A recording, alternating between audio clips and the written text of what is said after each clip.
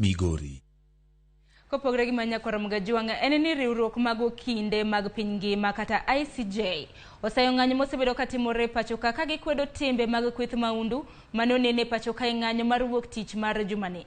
Gikwayo Uganda mondo obed gi kwe ka ging'anyo ka gikwayo jatend piny mondo riwi Uganda kanyakla mondo ng'anyo mosebedo katimore uchungi. ICJ wacho ni ng'anyo moseneno e pachoka chal ka ng'anyo manonene tulo mane okwako e pachoka e higa mar 2007.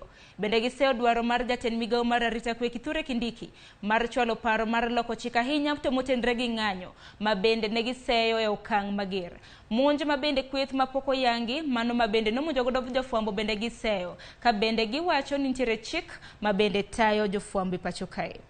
The protests closely mirror the events of the post-election violence in 2007, where political incitement led to atrocity crimes that resulted in mass killing, sexual and gender-based violence, grave injuries, and internal displacement of masses.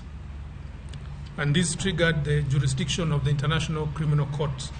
ICJ Kenya is also alarmed by the statements of Professor Kithure Kindiki, Cabinet Secretary to the Ministry of Interior and National Coordination, that he would present to Parliament proposals to alter the Public Order Management Act, many of which are unlawful.